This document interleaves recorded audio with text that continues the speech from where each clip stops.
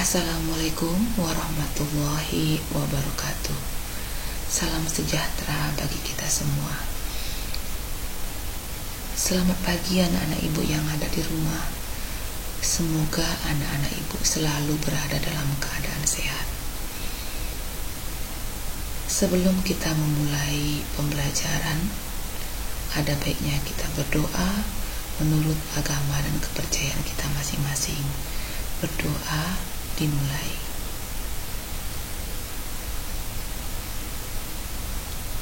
Berdoa selesai. Sebelum ibu melanjutkan pembelajaran untuk hari ini, ada baiknya ibu mengulang kembali materi yang kemarin. Adapun materi kita minggu kemarin adalah tentang prinsip kerajinan bahan lunak. Dilanjutkan dengan manfaat kerajinan bahan lunak, kemudian jenis dan karakteristik kerajinan bahan lunak, dan yang terakhir ada 5 syarat-syarat perancangan suatu produk kerajinan.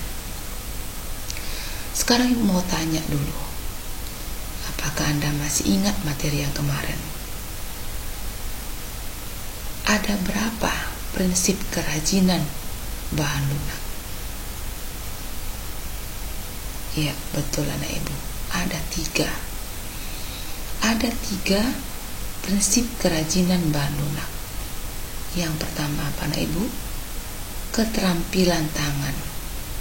Yang kedua, keterampilan teknik. Yang ketiga, kedaerahan atau tradisional. Sedangkan manfaat kerajinan bahan lunak ada berapa nak ibu? Iya, ada 4. Yang pertama, untuk kelengkapan busana. Yang kedua, untuk kelengkapan suatu benda. Sedangkan yang ketiga, untuk kelengkapan rumah atau bangunan. Yang terakhir, yang keempat adalah untuk kelengkapan ritual atau upacara adat. Sedangkan jenis dan karakteristik bahan lunak ada 2. Yang pertama, bahan lunak alam. Yang kedua, bahan lunak buatan. Bahan lunak alam adalah bahan yang diperoleh dari alam sekitar, yang mana cara pengolahannya masih bersifat alami. Sedangkan bahan lunak buatan adalah yang mana cara pengolahannya menggunakan zat kimia, sehingga bahan tersebut mudah dibentuk, lunak, lembut, dan lentur. Sedangkan yang terakhir materi kita minggu kemarin adalah ada 5K syarat-syarat perancangan suatu produk kerajinan. Apa itu anak ibu? Iya, yang pertama, kegunaan. Yang kedua, kenyamanan. Yang ketiga, keluasan. Yang keempat, keamanan. Yang kelima, keindahan. Itulah materi kita minggu kemarin. Sekarang ibu ingin melanjutkan materi kita berikutnya. Sebelumnya ibu ingin Anda siapkan pulpen dan catatan.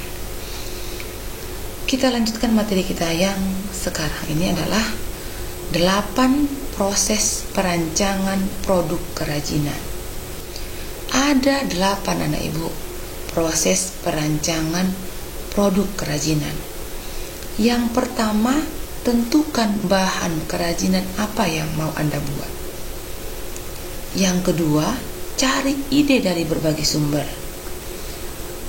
Apa ya dari bahan ini, apa kira-kira yang mau Anda buat? Kerajinan seperti apa yang mau Anda buat dari bahan yang Anda tentukan tadi? Ide tersebut bisa Anda cari, bisa dari YouTube, bisa juga dari buku kerajinan atau buku prakarya yang lain, atau bisa juga dari media cetak ataupun media elektronik. Yang ketiga, buat sketsa karya. Anda buat beberapa sketsa karya.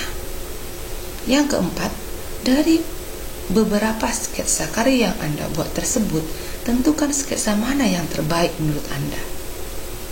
Yang kelima, kumpulkan alat dan bahan. Yang keenam, buatlah produk kerajinan tersebut. Yang ketujuh, evaluasi, nilai, uji, apakah memang produk itu sudah bagus, sudah baik. Kemudian yang kedelapan, revisi produk tersebut. Revisi maksudnya di sini anak ibu, nilai, diulangi, cek ya, cek dan dicek kembali. Apakah masih ada kekurangan dari produk tersebut? Apabila ada kekurangan, segera Anda perbaiki. Itu maksudnya revisi. Berikutnya, kerajinan alam ada 4. Yang pertama, kerajinan keramik. Yang kedua, kerajinan kulit. Yang ketiga, kerajinan adonan tepung atau flour clay. Yang keempat, kerajinan getah nyatu. Kerajinan keramik. Yang pertama, kerajinan keramik. Kerajinan keramik adalah kerajinan yang terbuat dari tanah liat tentunya. Asal kata keramik berasal dari bahasa Yunani, keramos, yang artinya benda pecah belah yang terbuat dari tanah liat yang telah mengalami proses pembakaran. Pada pembuatan keramik, tanah liat memiliki sifat plastis sehingga mudah dibentuk.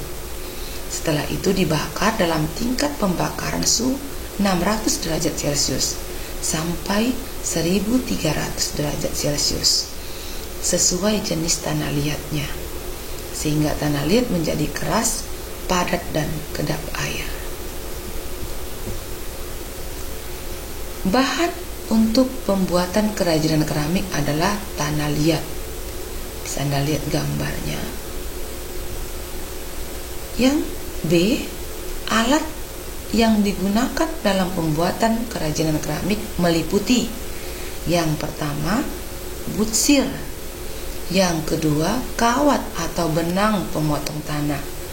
Yang ketiga, spon. Yang keempat, rol kayu. Yang kelima, alat putar kaki. Yang keenam, alat putar tangan. Yang ketujuh, pembakaran. Ibu ulangi, tungku pembakaran. Hanya itu alat-alatnya. Kemudian berikutnya, proses pembuatan kerajinan keramik. Bisa Anda lihat video berikut ini. Keramik dan gerabah-gerabah cantik ini lahir dari tangan keramik rajin Barat Purwakarta, Jawa Barat. Untuk memperoleh Bisa Anda tonton nanti. Ini Ibu lanjutkan. Untuk menghemat waktu, Ibu lanjutkan materi berikutnya. Contoh produk kerajinan yang dihasilkan dari tanah liat atau keramik ini adalah, bisa Anda lihat gambarnya. Next, berikutnya. Yang kedua, kerajinan kulit. Kerajinan kulit merupakan salah satu kerajinan yang dibuat dari bahan dasar kulit. Kulit yang digunakan bisa kulit hewan seperti ular, buaya, biawak, sapi, kambing, kerbau, dan lain-lain. Bahan pembuatannya kulit, kemudian pewarna. Alat pembuatan kerajinan, ada gunting, ada pisau karter, ada jarum, ada mesin jahit, dan sebagainya. Proses pembuatan kerajinan kulit bisa Anda lihat video yang Ibu sajikan.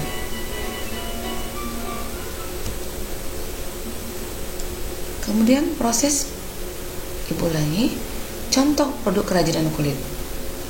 Ada tali pinggang, ada sepatu, dan ada tas, dan masih banyak contoh produk yang lain dari kerajinan kulit. Yang ketiga, kerajinan adonan tepung atau flour clay. Flour clay adalah